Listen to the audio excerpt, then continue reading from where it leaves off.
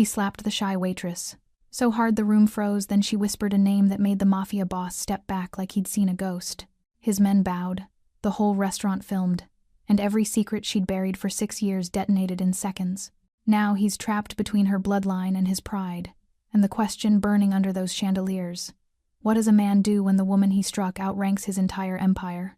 If you're hooked in and want to enjoy this story, go ahead and subscribe, and drop a comment letting me know where you're watching from. It's always amazing to see where everyone's watching.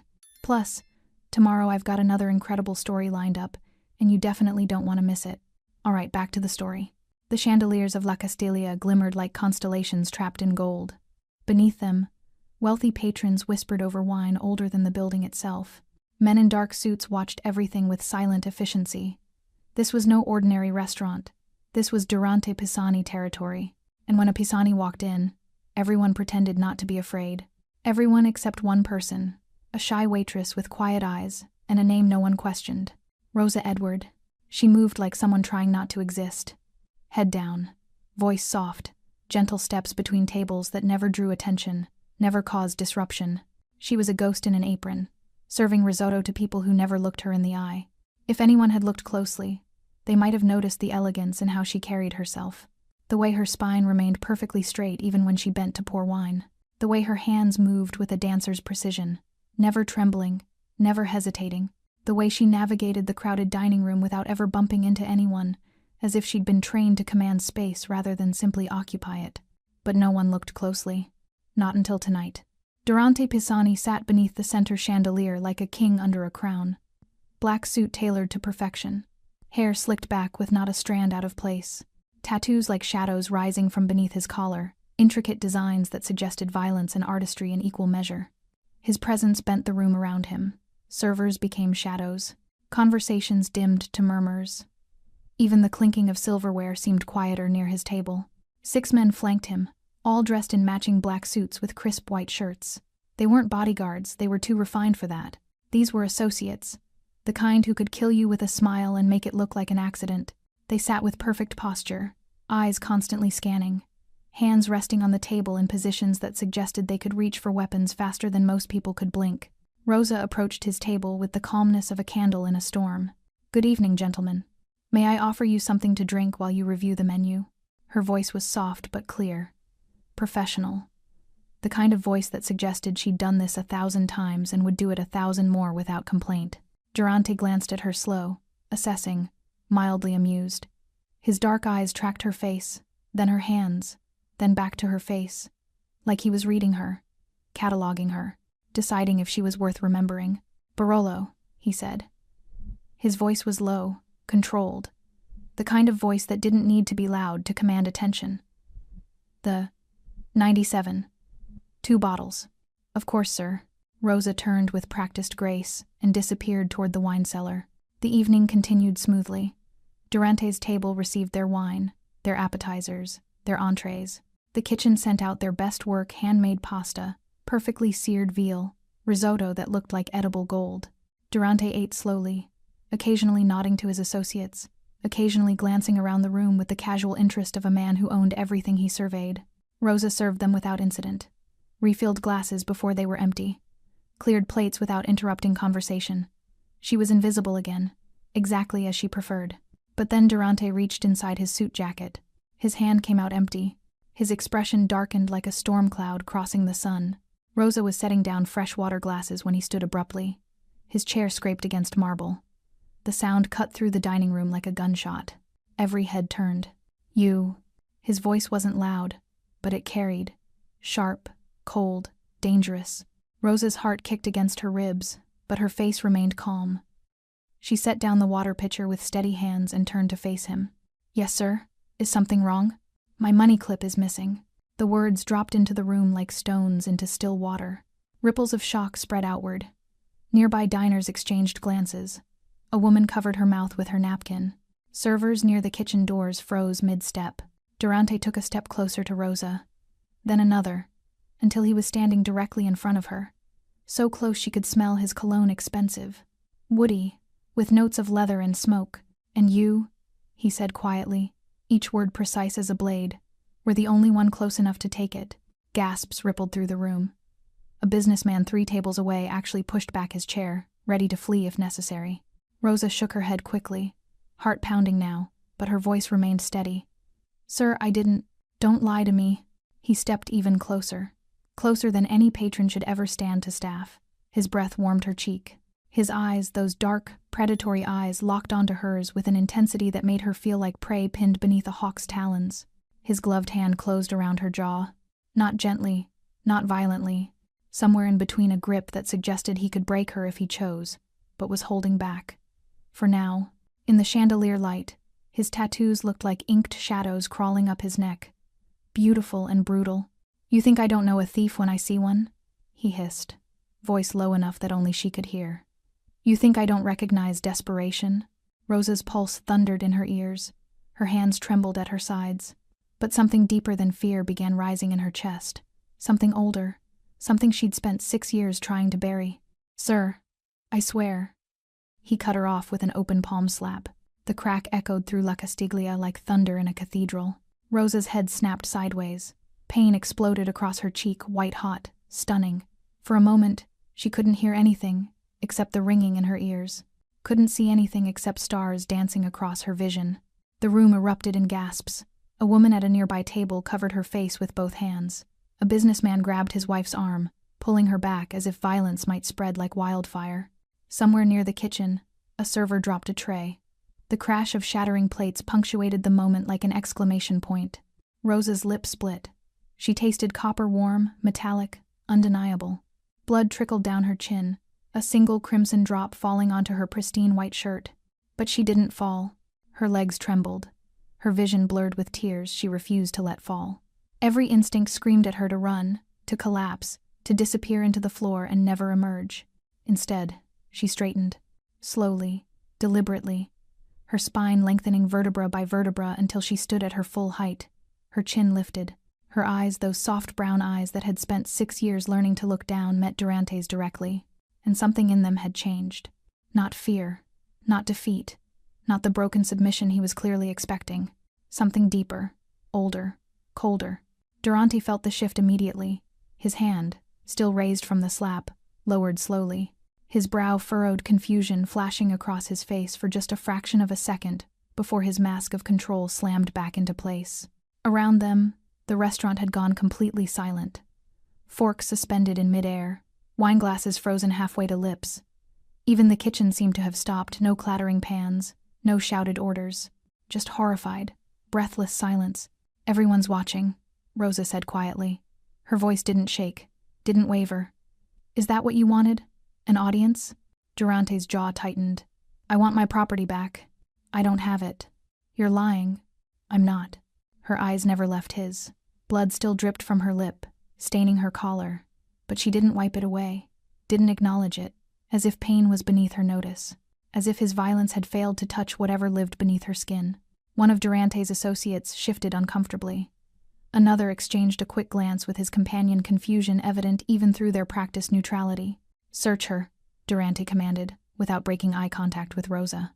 A server near the bar gasped. The manager, Antonio, stepped forward, hands raised. "Mr. Pisani, perhaps we should stay out of this." Durante's voice was a whip crack. Antonio froze, mouth still open, and slowly backed away. 2 of Durante's men approached Rosa. She didn't move, didn't flinch, just stood there with that strange, terrible calmness as they patted down her apron pockets, checked her waistband, even knelt to examine her shoes. "Nothing." "She doesn't have it, boss," one of them reported, straightening. Durante's eyes narrowed.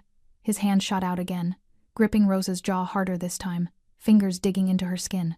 She could feel his rings pressing against her cheekbone, could see the fury building behind his eyes like a storm gathering strength. "Then where is it?" Rosa's hands remained at her sides. She didn't try to pull away from his grip, didn't struggle. That same eerie calm radiated from her like heat from a fire. "I don't know," she said, each word careful and deliberate. "But I know what you think you're doing. You think you're showing power. You think everyone in this room now knows you're dangerous." She paused. Blood from her lip had pooled in the corner of her mouth. "But all they see is a man who hits women over money." The words landed like physical blows. Several of Durante's associates tensed. One actually reached toward his jacket before stopping himself. Around the dining room, phones appeared, discreetly, hidden beneath napkins, angled under tables, recording, documenting, preparing to spread this moment across social media, like wildfire. Durante saw them too. His grip on Rosa's jaw tightened until she thought her bones might crack. "Careful," he whispered, voice dropping to something dark and intimate and deadly. "You don't know who you're talking to." Rosa's eyes, those eyes that had changed so completely in the last 3 minutes, met his without blinking. "And you," she said softly, "don't know who you're talking to." Something in her tone made his hand falter. "Just slightly. Just enough." "What's your name?" he demanded suddenly. "Your real name?" Rosa hesitated. For the first time since the slap, fear flickered across her face. Real fear, the kind that came from standing at the edge of a cliff and knowing one more step would change everything forever. The room held its breath. Phones kept recording. Durante's fingers pressed harder against her jaw, tilting her face up toward the chandelier light. In that golden glow, with blood on her lips and fire in her eyes, she looked like something sacred and profane at once. "Answer me," he commanded. Rosa closed her eyes, drew one long, slow breath. When she opened them again, 6 years of hiding shattered like glass. "My real name?" she whispered. Durante leaned closer, waiting. Rosa's voice was barely audible, but in that silence, everyone heard. "Rosa. DeSantis." The name hung in the air like smoke after a gunshot. DeSantis. For 3 heartbeats, nothing happened. The room remained frozen, diners mid-breath, servers mid-step, phones still recording a moment they didn't yet understand. Then Durante's hand fell away from Rosa's face. Not slowly, not gently, like he'd touched fire and only just realized he was burning. He took a step back, his face, that carefully controlled mask of power, cracked. Just for a second. Shock flashed across his features before he could stop it, followed by something that looked almost like fear.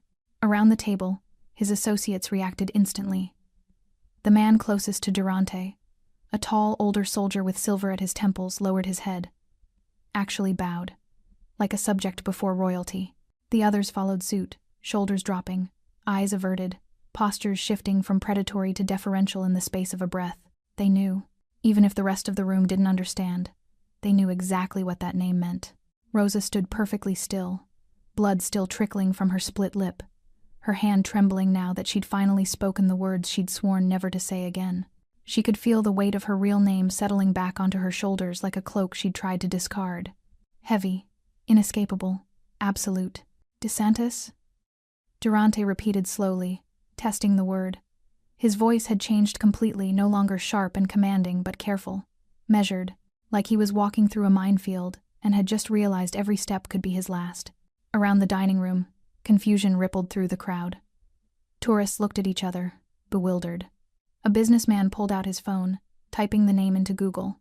But the locals, the real New Yorkers, the ones who understood the city's hidden architecture of power, their faces paled. An elderly man in an expensive suit actually stood up, threw cash on his table, and walked out without a word. His wife followed, casting one last frightened glance at Rosa before disappearing through the door. "You're lying," Durante said, but there was no conviction in it, just desperate hope that she was. Rosa laughed a short, bitter sound. "Why would I lie about that? Do you think I wanted you to know?" She wiped the blood from her chin with the back of her hand, smearing red across her skin. In the chandelier light, with her hair slightly disheveled from his grip and fire burning in her eyes, she looked nothing like the shy waitress who'd served his table an hour ago. She looked like exactly what she was. Durante's mind was racing. She could see it in his eyes. He was remembering. His father's warnings, whispered in dark rooms when Durante was young enough to still listen. The names you never cross. The families above the families. The bloodlines so old, so respected, that even monsters showed deference. "The DeSantis line goes back 4 centuries, his father had said once, voice grave. Before the 5 families, before Prohibition, before America even knew what organized crime was. They don't operate in the streets, Durante. They don't scramble for territory or fight over drug corners. They simply exist. And everyone respects that existence. You cross a DeSantis, you cross history itself." Durante had been 15. He'd nodded, filed the information away, assumed it was just old men romanticizing the past. Now, staring at the waitress he'd just slapped, he understood. His father hadn't been romanticizing anything. You can't be, he said, voice low, almost pleading. The DeSantis family. They don't work service jobs. They don't hide. They don't— I left, Rosa interrupted. Her voice was steadier now, stronger. 6 years ago, I wanted a normal life. I wanted to be Rosa Edward, nobody special, nobody dangerous, nobody worth remembering. I wanted to serve pasta and pour wine and go home to a quiet apartment and read books and be invisible. She stepped closer to him. Durante, the man who'd made grown men weep, who'd built an empire on fear, actually took a step back. But you couldn't let me have that, could you?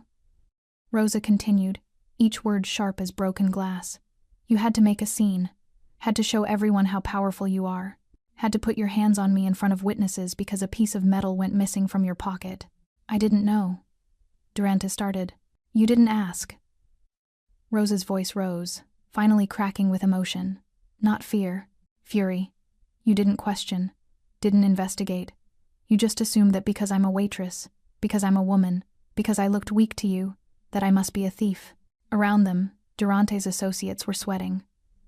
The silver-haired one caught Durante's eye, shaking his head almost imperceptibly. Stop. Step back. Fix this before it's too late. Durante's jaw worked. His hands clenched and unclenched at his sides.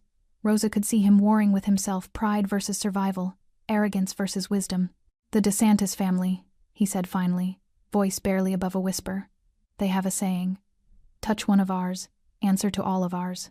Rosa smiled, but there was no warmth in it. I see you were paying attention to your father's lessons. Durante's face went white.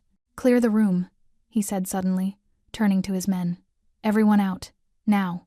His associates moved immediately, gesturing to confused diners, ushering staff toward exits. Antonio tried to protest. Mr. Pisani, the bill, now. Within minutes, La Castiglia emptied like water from a broken glass. Wealthy patrons fled. Staff disappeared into the kitchen and out the back door. Phones kept recording until the last possible second, until only Rosa and Durante remained, standing under golden chandeliers in an empty restaurant that suddenly felt like a tomb. The silence was deafening. No clinking glasses, no murmured conversations, no kitchen sounds bleeding through the walls, just Rosa and Durante, standing 6 feet apart under chandeliers that suddenly seemed too bright, too accusatory. The empty tables around them felt like an audience of ghosts, bearing witness to something neither of them could take back. Durante loosened his tie. The small gesture, so human, so vulnerable, looked wrong on him, like watching a statue crack. Why? He asked finally. His voice was different now. No command in it. No threat. Just genuine, bewildered curiosity. Why would someone from the DeSantis bloodline serve wine to strangers? Rosa touched her split lip gingerly, wincing. The bleeding had slowed but not stopped. Her uniform was ruined, blood on the collar, wrinkles from his grip, the fabric bearing witness to violence she'd spent 6 years trying to avoid. Because the DeSantis bloodline comes with expectations, she said quietly. Traditions. Rules. A life that was chosen for me before I could even speak. Do you know what it's like to have your entire existence mapped out? Every friendship vetted, every relationship assessed for strategic value, every word you speak measured against 4 centuries of legacy. She laughed bitterly. I was 20 years old when they told me who I'd marry. A good alliance, they said, beneficial for both families. He was 43. I'd met him twice. But my opinion didn't matter because I wasn't Rosa, I was a DeSantis, a chess piece. Durante's expression shifted, something almost like understanding flickering across his face. So you ran, he said. I ran. Rosa wrapped her arms around herself, suddenly looking smaller. Younger. Changed my name. Found this job. Learned to be nobody. And it worked, Durante. For 6 years, I was free. I was just me, not a legacy. Not a symbol. Just a woman who poured wine and went home and lived her own life. She met his eyes. Until tonight. Durante turned away, running a hand through his perfectly slicked hair, disrupting it for the first time. When he turned back, some of his composure had returned, but it looked like armor hastily reassembled, still protective, but visibly cracked. I thought you were a thief, he said. Not an apology, not quite, but an explanation. I know what you thought. Rosa's voice hardened. You thought I was easy prey. You thought you could humiliate me in front of everyone and face no consequences, Because people like me, waitresses, service workers, women who can't fight back, we don't matter to people like you. That's not... Don't lie to me now. Rosa stepped closer. Her fear was gone, burned away by something fiercer. You saw someone you perceived as weak and you enjoyed putting them in their place. That's what men like you do. That's your power. Durante's jaw clenched. For a moment, Rosa thought he might argue, defend himself, make excuses. Instead, he said, "You're right." The admission hung between them like a confession. "I did think you were weak," he continued, voice rough. "I did think you wouldn't fight back. I was angry about the money clip, and I took it out on the nearest convenient target." He paused. "That doesn't excuse it, but it's the truth." Rosa studied him, this man who'd struck her, humiliated her, torn away her carefully constructed invisibility. His tattoos crawled up his neck like accusations. His expensive suit suddenly looked like a costume. In the empty restaurant, without his soldiers, without his audience, he looked almost human. Almost. "Your men knew," she said. "The moment I said my name, they knew. They bowed their heads like I was royalty." "Because you are." Durante's voice was flat. "In our world, bloodlines matter. History matters. The DeSantis family." He trailed off, searching for words. "They're not like other families. They don't grab territory, don't push drugs, don't extort businesses. They simply exist, and that existence commands respect." "My grandfather," Rosa said quietly, "used to say that real power doesn't announce itself. It doesn't need to. Your grandfather is Vittorio DeSantis." Not a question. Durante knew. The silent king. Rosa nodded. "He'll have heard about this by now. Someone in that dining room will have called him. Probably several someones." Durante's face paled slightly. "And he'll come for me." "I don't know." Rosa touched her swollen cheek. "Traditionally, yes. An insult to a DeSantis woman demands a response. But I left the family. I rejected the name. I don't know if the old rules still apply to me." A sound made them both turn, a door opening. One of Durante's associates stepped in, the silver-haired one. He held something small and glittering between his fingers. "Boss," he said carefully, "we found it. Your money clip. It slipped through a tear in your coat lining. Probably happened when you sat down." He placed it on the nearest table. Diamond-encrusted, expensive, meaningless. Durante stared at it like it was a live grenade. The associate bowed slightly to Rosa, a gesture of respect that would have been unthinkable an hour ago, and left quickly. The silence returned, heavier now. Rosa looked at the money clip. At Durante. At her blood-stained uniform. At the elaborate waste of everything that had just happened. "I was innocent," she said softly. Durante closed his eyes. When he opened them, something had shifted. The arrogance was gone. The certainty. What remained looked uncomfortably like shame. "Yes," he said. "You were." Rosa turned toward the door. "Wait." Durante's voice stopped her. "Rosa, DeSantis, I owe you a conversation. A real one." She looked back at him, this man who'd struck her. This man who'd exposed her. This man who now stood in an empty restaurant looking less like a king and more like someone who'd just realized he'd made a catastrophic mistake. "You owe me more than that," she said quietly. "But a conversation is a start." Durante Pisani had apologized exactly 3 times in his adult life. Once to his mother, on her deathbed. Once to his father's memory, standing over his grave. Once to a priest, in a confessional he'd never entered again. Never to a woman. Never to someone he'd wronged. Never to someone who could destroy him with a single phone call. He looked at Rosa, blood drying on her chin, her uniform ruined, her eyes sharp with something between fury and exhaustion, and felt words stick in his throat like broken glass. "I don't know how to do this," he admitted finally. Rosa crossed her arms. "Do what?" "Apologize to someone like you. Someone like me." Her voice was flat, dangerous. "You mean a DeSantis? Or a woman? Or just a person you misjudged?" "All 3. Durante took a step closer, then thought better of it and stopped. "In my world, apologies are weakness. They're blood in the water. You apologize, and people see opportunity. They see something to exploit. Then maybe your world is broken," Rosa said quietly. Durante's laugh was harsh. "Maybe it is. But it's the only one I know." He rubbed his jaw, looking uncomfortable in a way she suspected he rarely looked. "My father used to say that a man should only apologize when the cost of not apologizing is higher than his pride." "And is it?" Rosa challenged. "Is the cost high enough for you?" Durante met her eyes. Your grandfather could end me with a word, could dismantle everything I've built, could make me disappear so thoroughly that even my own mother wouldn't find my body. He paused. So yes, the cost is high enough. That's not an apology, Rosa said coldly. That's self-preservation dressed up as remorse. You're right. Durante dragged a hand through his hair again, frustrated. You're absolutely right. But I don't know how else to do this. I don't know how to... He stopped, jaw working. I slapped you, in front of witnesses. I humiliated you. I accused you of theft when you were innocent. And I did it all because I'm so used to power that I forgot there are people in this world I should fear. You shouldn't fear me, Rosa said. You should respect me. There's a difference. Teach me the difference. The words came out raw, almost desperate. Rosa blinked, surprised. Durante stepped closer, not threatening now, but almost pleading. I was raised in violence, taught that respect comes from fear, that power comes from making people afraid to cross you. My father built an empire on that principle. I inherited it. I perfected it. He gestured at the empty restaurant. This is my kingdom, and in my kingdom, I'm God.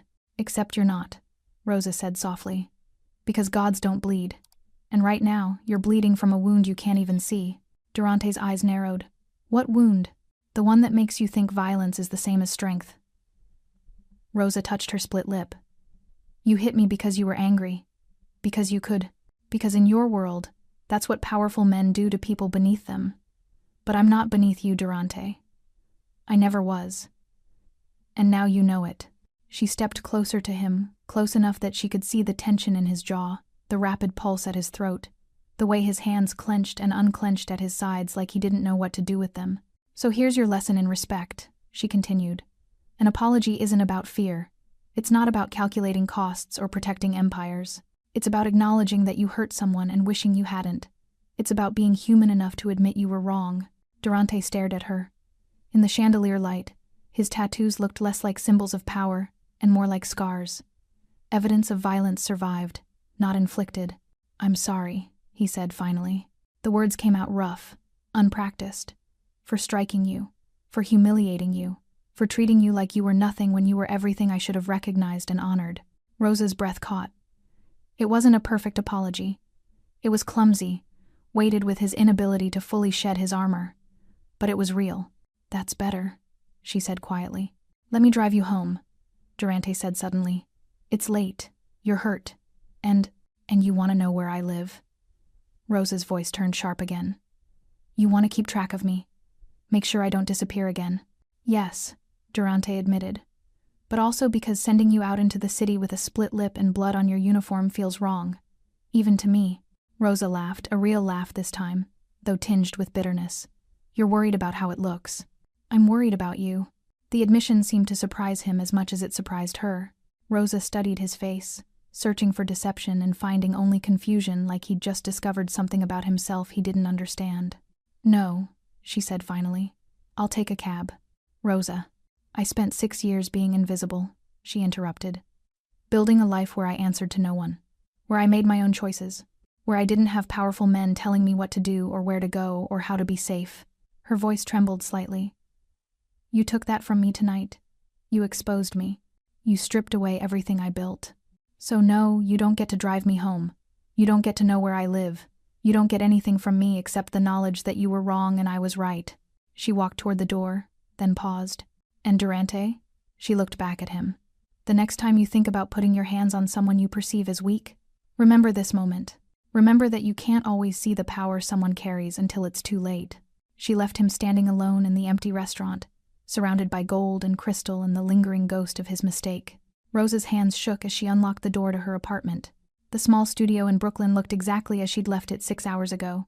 Minimalist furniture, books stacked on every surface, a single window overlooking a fire escape. Safe, quiet, hers. Except it didn't feel safe anymore.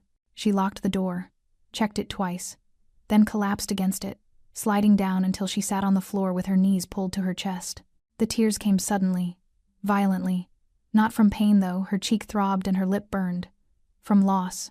From the shattering of 6 years of carefully constructed freedom. From the weight of a name she'd tried so hard to escape settling back onto her shoulders like chains. Rosa di Santis. She'd spoken it out loud. In front of witnesses. In front of Durante Pisani and his men, and all those phones recording, uploading, spreading the news across the city like wildfire. By morning, everyone would know. By morning, her grandfather would come. Rosa pulled herself up, stumbled to the bathroom, and stared at her reflection. Her cheek was swollen, already purpling. Her lip was split, crusted with dried blood. Her eyes looked haunted or perhaps just exhausted from carrying secrets too heavy for one person. She cleaned the blood away gently, carefully, like she was washing away more than just evidence of violence, like she was trying to wash away the last 6 years and the person she'd tried to become. Rosa Edward, she thought sadly. I'm sorry, you deserved more time. Her phone buzzed.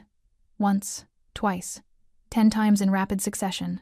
She ignored it, knew without looking that the messages would be from old family contacts she'd blocked years ago. People who'd somehow gotten her new number. People who'd seen the videos already circulating. People who wanted to know if it was true. If the lost DeSantis daughter had finally been found. Rosa turned off her phone and crawled into bed fully clothed, pulling the blanket over her head like a child hiding from monsters. But the monsters were real. And they wore expensive suits and carried 4 centuries of expectations. Across the city, in a penthouse overlooking Manhattan, Durante paced. His associates watched nervously as their boss stalked back and forth like a caged animal. Jacket discarded, sleeves rolled up, tie hanging loose around his neck. Talk to me, Durante demanded. What are we dealing with? The silver-haired associate Franco cleared his throat. The DeSantis family, boss. He searched for words. They're old money, old power. They don't operate like we do. No street soldiers, no visible operations. But their influence runs deep. Politicians, judges, law enforcement, all the way to the top. I know that, Durante snapped. Tell me something I don't know. Another man spoke up, younger, tech-savvy. The videos are everywhere. Twitter, Instagram, TikTok. Millions of views already. The hashtag number DeSantis slap is trending. People are calling for your head. Durante stopped pacing. Let them call. Boss. With respect. Franco stepped forward. This isn't like our usual problems. This isn't rival families or territory disputes. The DeSantis don't fight the way we fight. They don't send soldiers. They don't make threats. They simply, he gestured helplessly.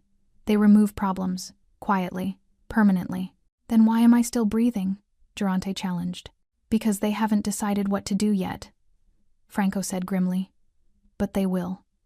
Vittorio DeSantis doesn't let insults stand, especially not to his granddaughter. Durante felt something cold settle in his chest. Fear, yes. But something else too, something he couldn't quite name. Every time he closed his eyes, he saw Rosa's face, the moment after he slapped her. The way she'd stood instead of fallen. The fire in her eyes when she'd spoken her true name. I'm not beneath you, Durante. I never was. Get me everything on her, Durante ordered suddenly. Where she's been, what she's been doing, why she left her family. Boss, everything. His men exchanged worried glances but nodded and dispersed. Franco remained. Durante, can I speak freely? Durante waved a hand.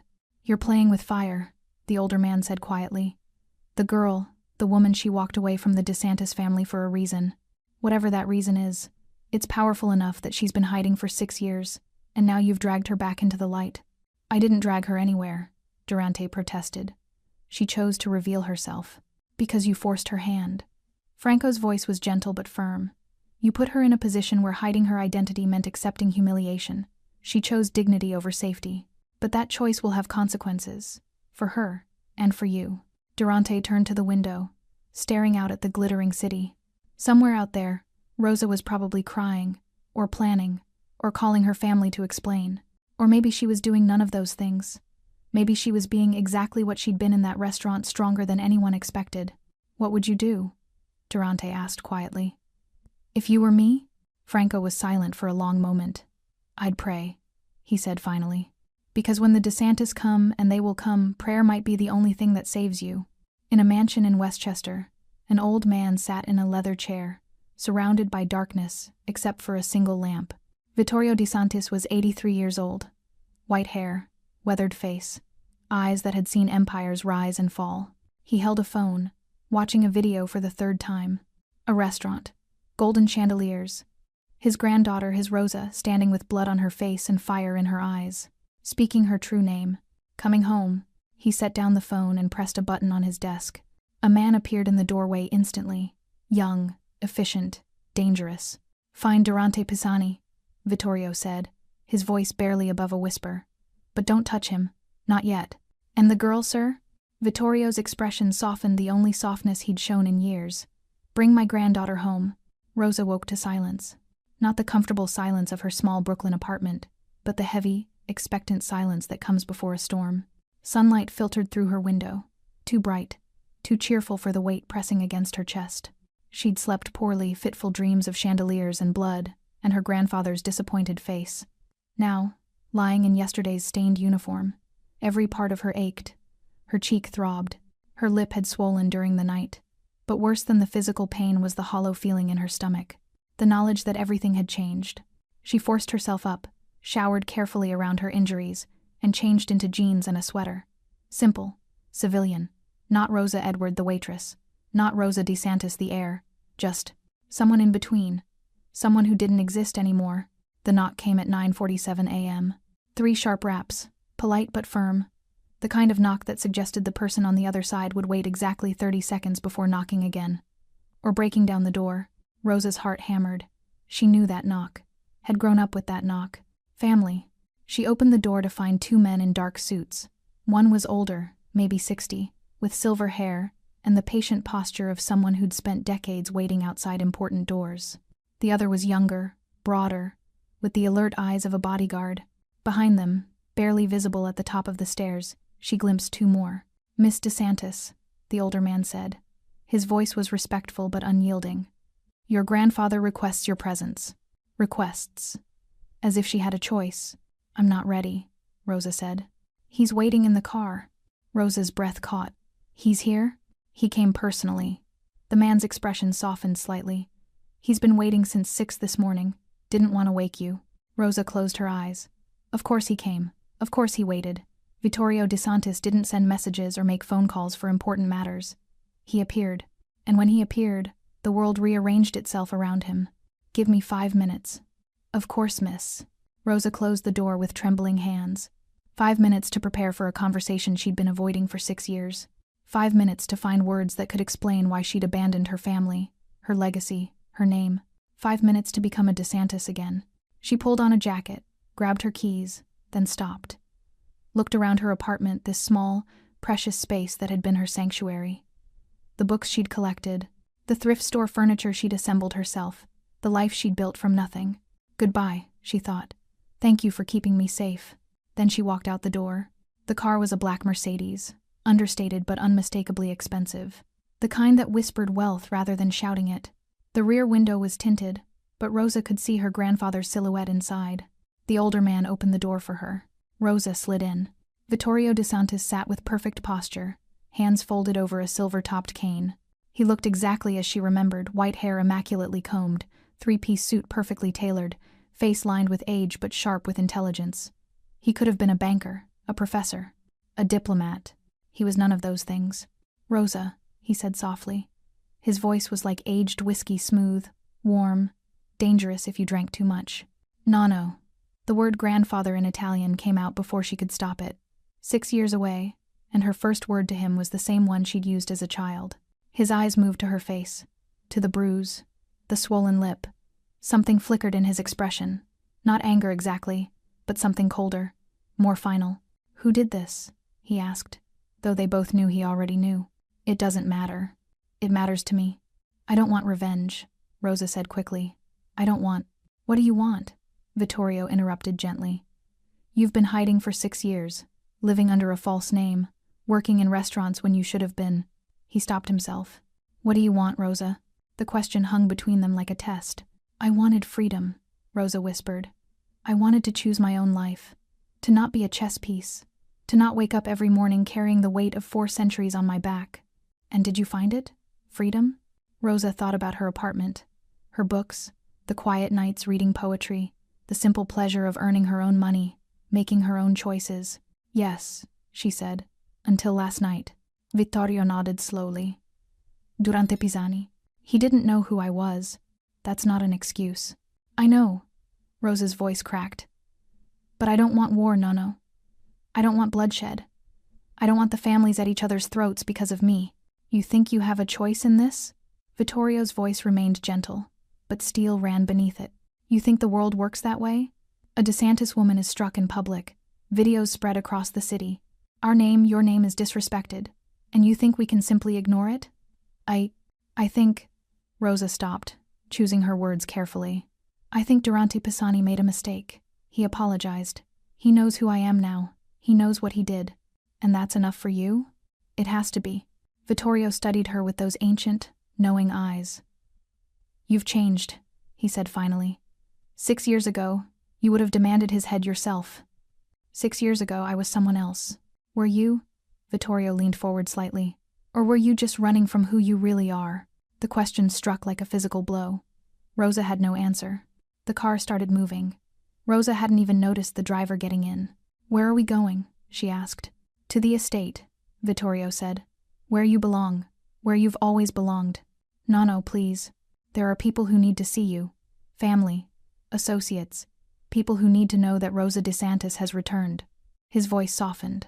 And there's someone coming who needs to answer for what he did. Rosa's blood ran cold. Who? Durante Pisani requested a meeting. Vittorio smiled a thin, dangerous smile. I granted it. After all, a man should face his mistakes.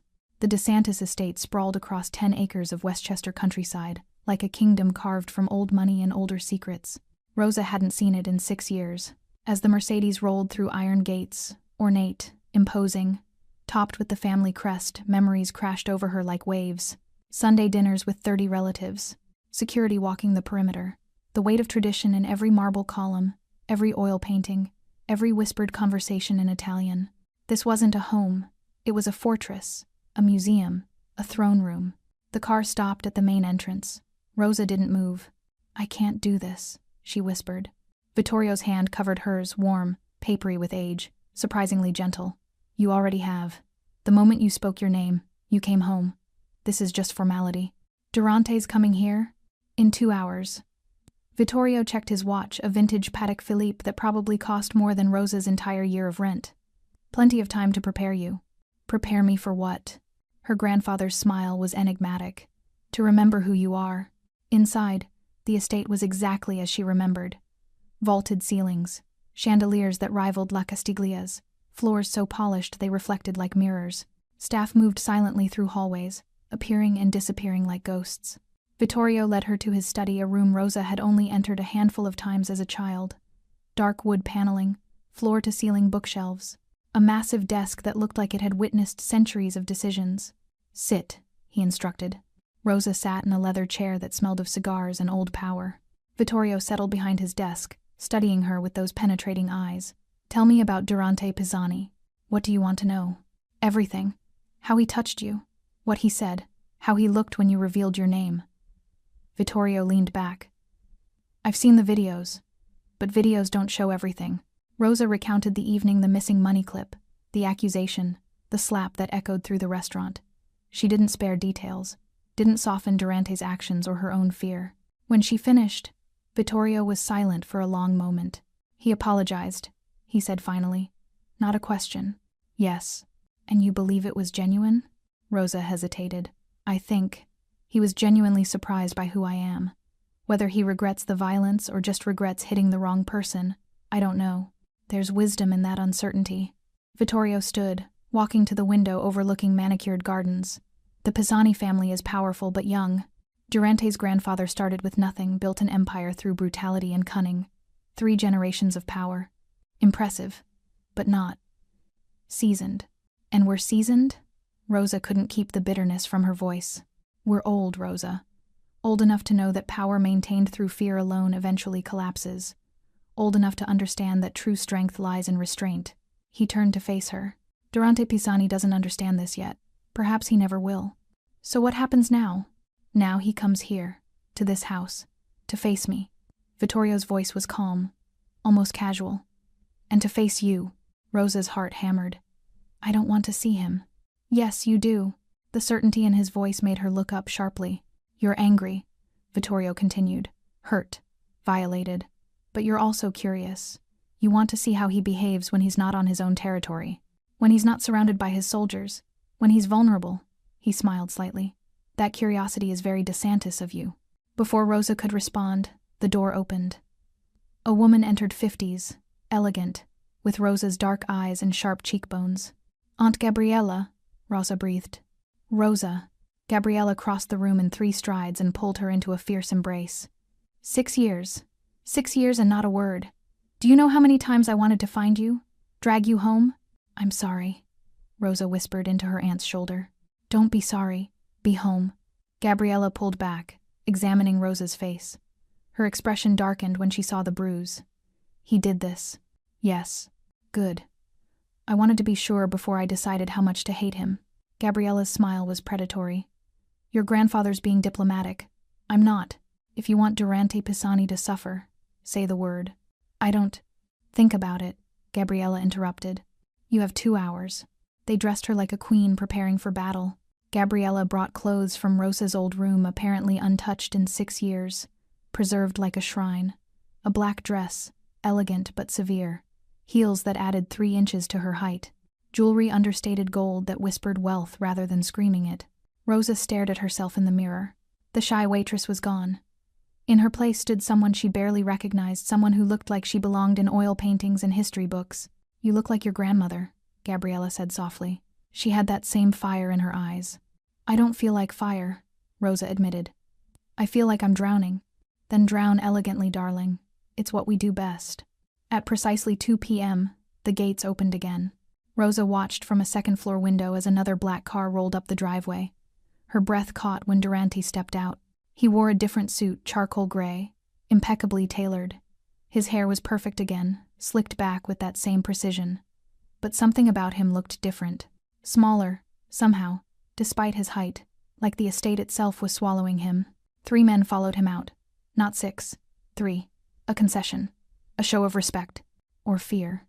Franco, the silver-haired associate, walked beside Durante, speaking quietly. Durante nodded, jaw tight, shoulders tense.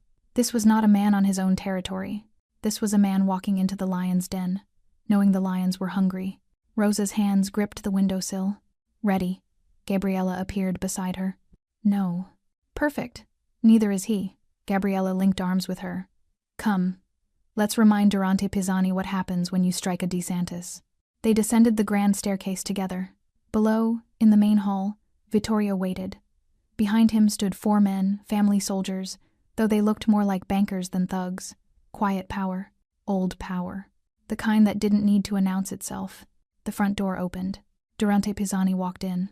His eyes swept the hall, cataloging exits, counting soldiers, assessing threats before landing on the staircase. On Rosa, she watched his expression change, saw recognition flash across his face, followed by something that looked almost like awe. This wasn't the waitress he'd slapped. This was Rosa DeSantis in her natural element, surrounded by her family, armored in legacy and silk. For a long moment, no one spoke. Then Vittorio stepped forward, his cane tapping against marble. "Mr. Pisani," he said, voice carrying through the cavernous space. "Welcome to my home. I believe you've met my granddaughter." Durante's eyes never left Rosa's. "I have." "Good." Vittorio's smile was thin, dangerous. "Then you understand why you're here." Durante finally tore his gaze away from Rosa, facing Vittorio directly. "I understand, sir." "Then let's talk," Vittorio said. "About respect. About consequences. About what happens when young men forget that some names carry more weight than fear." He gestured toward his study. Durante followed, Franco at his side. But before disappearing through the door, Durante looked back one last time. At Rosa, standing on the staircase like a portrait come to life. Their eyes met, and something unspoken passed between them, not forgiveness, not friendship, but recognition. 2 people from 2 worlds, colliding in ways neither had expected. The study door closed, and Rosa realized she was holding her breath. Rosa wasn't supposed to be in the room. "This is men's business," Gabriella had said, steering her toward the sitting room where coffee and small talk waited. But Rosa was done being steered, done being protected, done being anyone other than exactly who she was. So when Vittorio's assistant opened the study door to bring in refreshments, Rosa walked in behind him. The conversation stopped immediately. Vittorio raised an eyebrow. Durante half rose from his chair. Franco looked like he wanted to object, but wisely stayed silent. Rosa, Vittorio said carefully, this discussion is about me, Rosa interrupted. My face, my name, my humiliation. I think I deserve to be here. Silence stretched like pulled thread. Then Vittorio smiled, genuinely pleased. Sit, granddaughter. Rosa took the empty chair beside her grandfather, directly across from Durante, close enough to see the tension in his jaw, the careful control in his posture, the way his hands rested on his knees like he was physically restraining himself from. What? Fighting? Fleeing? Reaching for her? We were discussing reparations, Vittorio said smoothly. What Mr. Pisani owes our family for his indiscretion.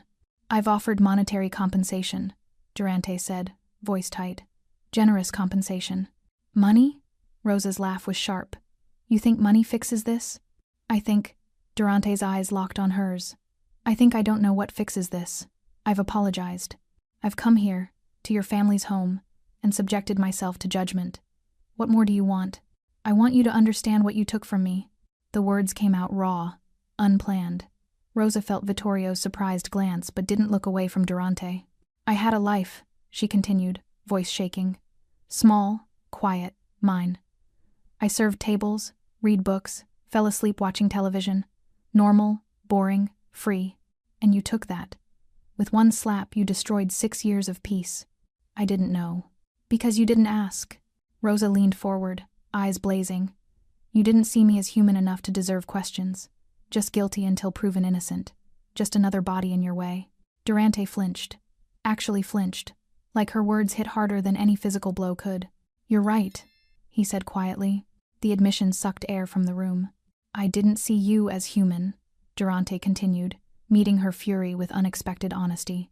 I saw you as a problem, a theft, an inconvenience in my evening, and I reacted the way I've been trained to react, with violence, with power, with the certainty that I could do whatever I wanted without consequences.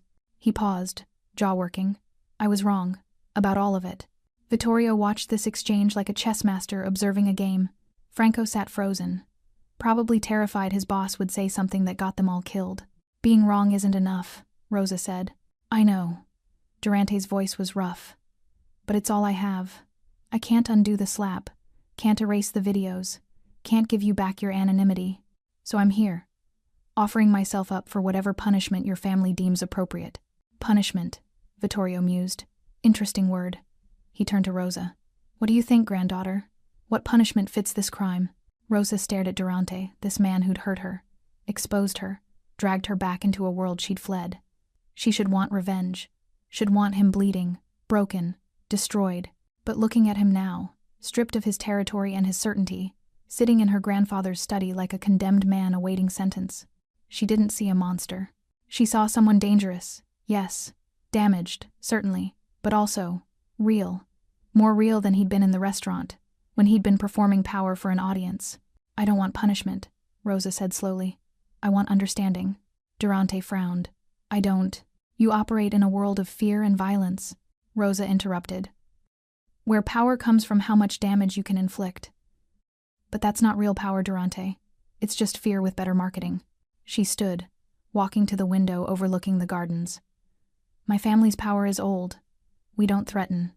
Don't need to. People respect us because they understand that some things are bigger than fear. Legacy, honor, history. She turned back to face him. You need to learn that. Not because my grandfather will kill you if you don't, though he might, but because you'll never truly be powerful until you understand the difference. Durante stood too, slowly, like he was afraid sudden movement might break something fragile. Teach me.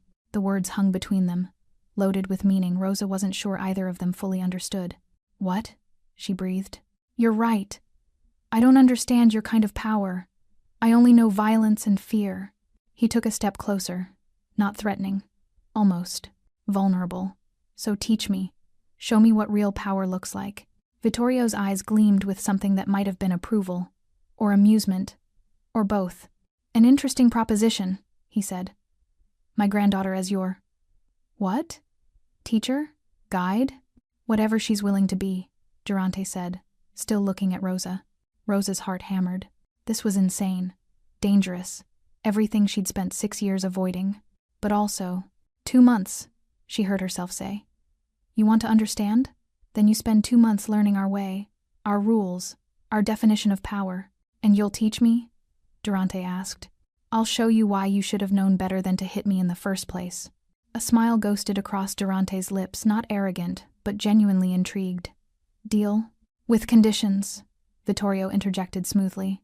You don't touch her, don't threaten her, don't treat her with anything less than the respect you'd show me. Agreed, Durante said immediately. And if you fail, if you prove incapable of learning your business in our territories, ends, permanently. That made Durante pause. Rosa could see him calculating, weighing the cost. His operations in DeSantis-influenced areas represented millions. Losing them would cripple his empire. Agreed, he said finally. Vittorio stood, extending his hand. Durante shook it, a pact sealed in the old way, with witnesses and weight. Then Vittorio turned to Rosa. I hope you know what you're doing, granddaughter. I don't, Rosa admitted. But neither does he, so we're even. Franco cleared his throat. Boss, perhaps we should go, Durante said, not looking away from Rosa. Wait outside. I'll be there shortly. Franco hesitated, then bowed slightly to Vittorio and left, closing the door behind him. 3 people remained in the study. Vittorio smiled. I'll give you 5 minutes. But Rosa? The door stays open. He left too, cane tapping against marble, leaving Rosa and Durante alone under oil paintings of DeSantis ancestors who'd probably never imagined a scene quite like this. You didn't have to do that, Durante said quietly. Offer to teach me. Your grandfather would have handled this. He would have destroyed you, Rosa corrected. Slowly, quietly, but completely. This way, maybe something useful comes from what happened. Or maybe you just want to torture me personally, Durante suggested. His tone was light, but his eyes were serious. Rosa laughed, surprising herself. Maybe. Durante stepped closer, not invading her space, but closing the distance enough that she could see the golden flecks in his dark eyes, could smell that same cologne from the restaurant, leather and smoke and expensive choices. I meant what I said, he told her. The apology. All of it. I know. Do you? He searched her face. Because I need you to know that when I saw you on that staircase, I saw someone I'd gravely underestimated, and I don't make that mistake often. Is that respect or attraction? Rosa asked before she could stop herself. Durante's smile was slow, dangerous. Can't it be both? Rosa's breath caught. This was complicated, dangerous, everything she shouldn't want. But she didn't step back. 2 months, she said softly. Then we'll see what you've learned, and what I've survived. 3 weeks later, Rosa walked into La Castiglia for the first time since the slap heard around New York. The restaurant had changed. Or maybe she had. Antonio, the manager, saw her first. His face went white, then red, then white again. He rushed over, words tumbling out. Miss DeSantis, Rosa, we had no idea. It's fine, Antonio. Rosa's voice was calm, assured, the voice of someone who'd spent 3 weeks relearning how to carry power. I'm not here to cause trouble. I'm here for dinner. Of course. Your best table, immediately. My old station, actually. Rosa smiled at his confusion. I'd like to see Sophia. She covered my shifts, didn't she? Antonio nodded, still bewildered, and led her to the back. The kitchen staff froze when she entered. Sophia, young, nervous, holding a tray of appetizers, nearly dropped everything. Miss, I'm sorry about. Rosa pulled her into a hug. Thank you for covering, and for not gossiping about me after everything. Sophia's eyes filled with tears. Everyone's been talking. The videos, the family. I didn't know what to say. Say nothing, Rosa advised gently. Let them talk. Truth will survive gossip. She turned to find the entire kitchen watching. Chefs, servers, dishwashers, all frozen in various states of shock. I know I lied about who I was, Rosa said, addressing them all. And I'm sorry for that. But everything else, the work I did, the friendships we built, that was real. I hope you can remember that. Slowly, one of the older chefs nodded, then another server. Then Sophia was hugging her again, and suddenly the kitchen felt warm instead of terrifying. When Rosa emerged into the dining room, she wasn't surprised to see Durante sitting at his usual table. Their eyes met across the restaurant. He stood, a gesture of respect he'd learned over 3 intense weeks. 3 weeks of meetings at the DeSantis estate, of history lessons and philosophy debates, of Durante learning that power without honor was just tyranny with better clothes. He'd been surprisingly teachable. Rosa approached his table, aware that every eye in the restaurant was tracking her movement. The whispers would start soon. The speculation. The newest chapter in a story that had captivated the city. Let them whisper. "Mr. Pisani," she said formally. "Miss DeSantis." His eyes searched hers. "You came back. I told you I would."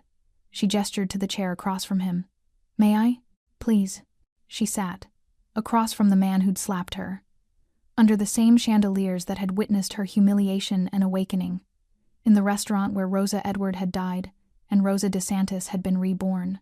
"You've learned a lot," she said quietly. "You're a demanding teacher." Durante's smile was different now, less arrogant, more genuine.